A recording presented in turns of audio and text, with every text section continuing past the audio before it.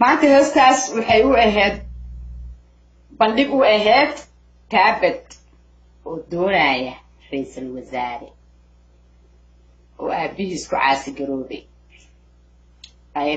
arlaawe meeshaas wuxuu haystaa saaki wuxuu ku dhagan yahay bacaad uu ku dhagan yahay bacaad maxaa kaa raacay taab ninka la yiraahdo qaylaawo maxaa kaa raacay farmaajo maxaa kaa raacay adna dawladdii farmaajo iyo qaylaawe oo tagtay dawladdii waa tagtay maxaa idin cadayna Soomaaliya saakay wixii shalay aan sheegay soo ma bixin maanta cadayntii soo ma aha inta badraadinay ra'iisul wasaare qayrana oo dabada gashtay ninka la yiraahdo Shariif Xasan oo dabada gashtay oo yiri isku seediyanahay niyo bal habe oo dadkaan iga kala qabo soo baasha halkaas mari mayso maxaa idin Soomaaliya maxaa saakay idin cad xukuumadii 6 bilood jirtay 7 bilood jirsatadii xukuumadii ahayd inay indaysaso in macada waxaad islaysan dadku waxay sheegayaan been waay dawladda aawe dawladda Muqdisho waa la kala burburiyay maayarkii magaalada ra'iisul wasaare u socda maayarnimadii waa xogaa waa ilbaxay hadda Michael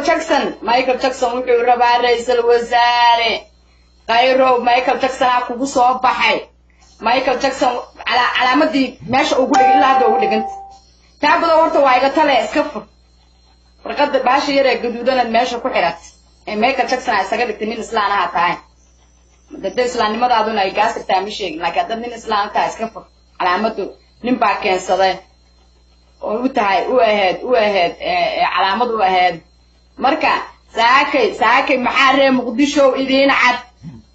القاعدة واسكهورتمت القاعدة ساكا يجي اسكو شبي القاعدة واسكو شبتي وحاكو صهري منك اللي يراهدو قيرة منك اللي ديجري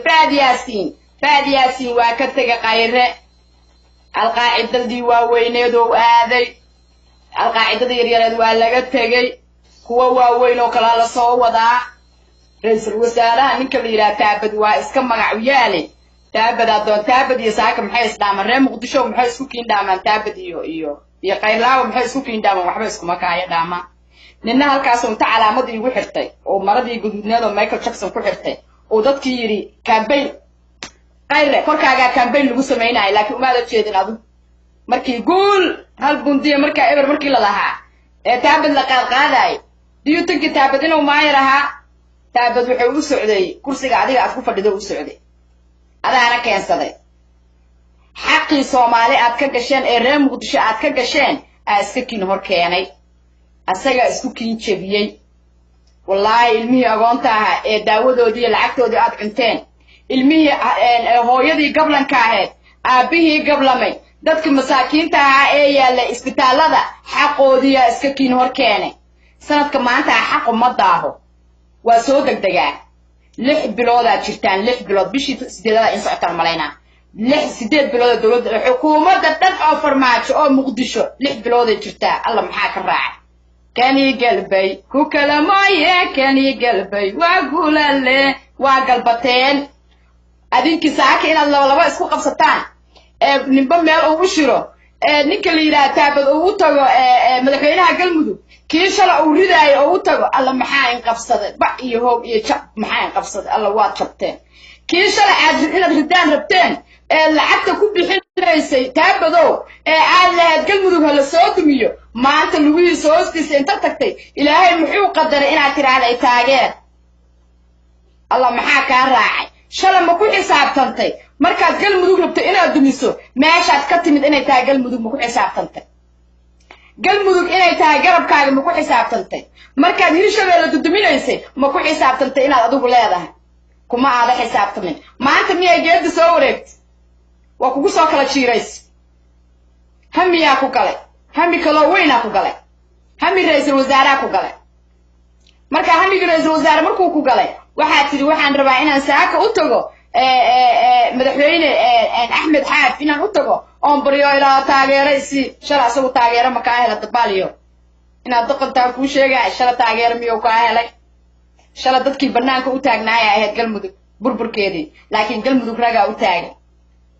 dud libaax ay ku dangiigtaa galmudug dud libaax ay ku dangaagtaa abuu marka saaka baryootana mare ninka la yiraahdo qayre asoo hare qaylaawe koonfur galbeed oo iska dhiiba qaylaawe saa ogtiinba Soomaali maxamedey koonfur galbeed uu qaylaawe iska dhiibay Shariif Xasan oo u tagay Shariif Xasan oo wuxuu yiri adaa naag mursada qaba saakay walaalo macaan waxaan rabaa inaad idadaan rabaa yiri idad waqaawanahay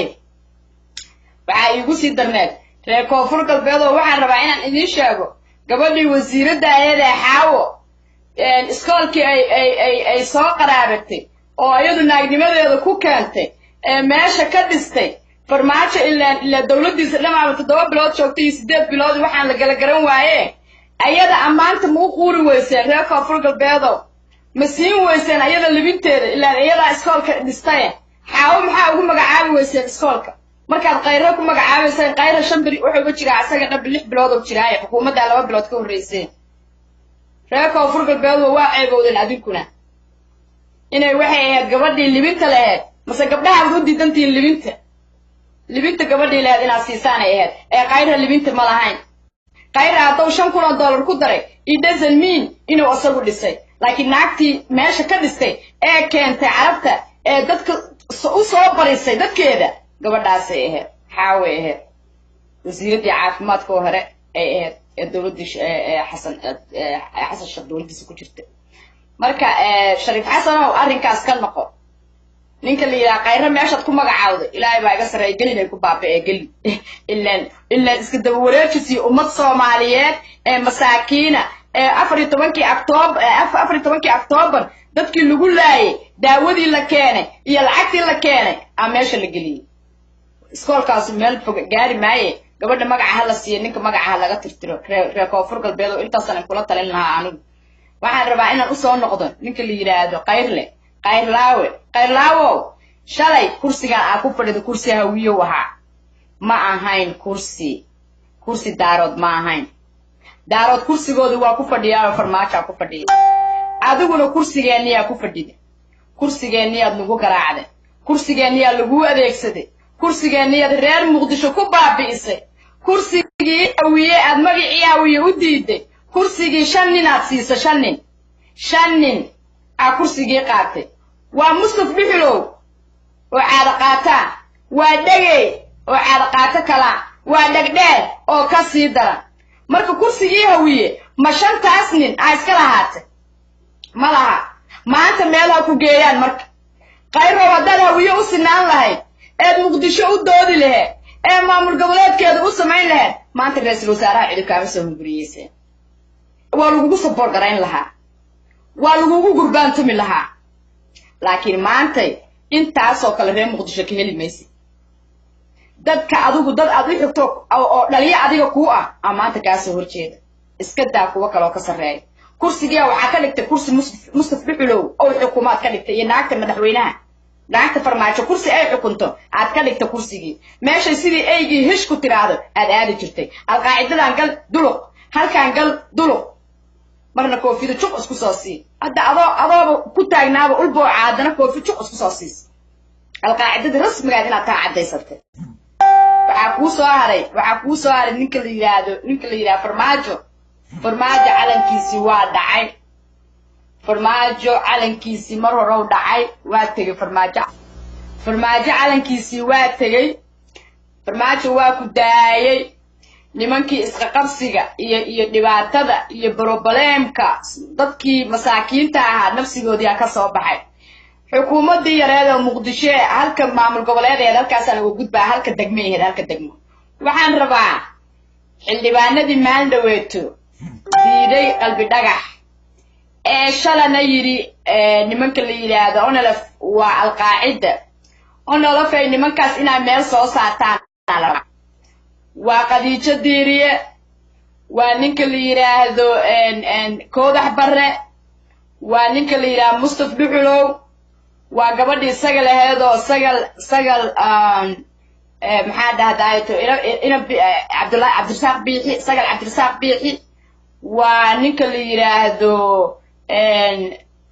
وبدأيه هذا اللي هو سوى شيء دون هذه لا لكن صدق هذا أقدرن وقد يجمع محمد ديرية ونك اللي مصطفى دحلو وسجل ونك اللي يراهدو كودح برة marka intoodaas waxa la rabaa inaad shaqo ka qabataan oo la feey shaqo ka qabta nimanka diiday oo baarlamaanka buuqa ka kiciyay oo dagaalka ka kiciyay oo yiri onalaf waa alqaacido onalaf ma ay ahan maxaa dhahdaayto xorriyadoon ma ahan dad la yaqaan ma onalaf anagu waxaan u naqaanaa niman xorriyadoona niman gumaysiga la dagaala niman raba gobolka Soomaaliya oo maqan inay soo celiyaan aan u naqaanaa anagu wadan Soomaalinahay haddaan qaranka Soomaaliyeed ka tirsannahay haddaan nahay xorriyadoon haddaan xorriyadoon weli waa nahay xorriyadoon farmaajona waa ka nahay xorriyadoon Etoobiyana waa ka nahay xorriyadoon marka dadkii diiday Nairobi ay la degan yihiin meel walba ay la joogaan oo la fay adinku inaad la xisaabtantaan aan ka rabnaa dadkaas inaad meel ku soo ogaataan aan ka rabnaa in ay keenaan waxay ku keeneen inay yiraahdaan ninkaas waa alqaacido oo alqaacidanima loo dhiibay waxay ku yiraahdeen ayaga laga rabaa inay inta miiska soo fadhiistaan ay cadeeyaan meesha ay onolaf ku ahayd alqaacido adninka la qalbi dhagaxna oo alqaacidada uga tirsanaa oo Ethiopia ay alqaacida ahaan ay raadinaysay ayaga laga rabaa wassalaamu calaykum waraxmatullaahi wabarakaatuh heestiyan in dhamaystiraya inta yartaa oo kale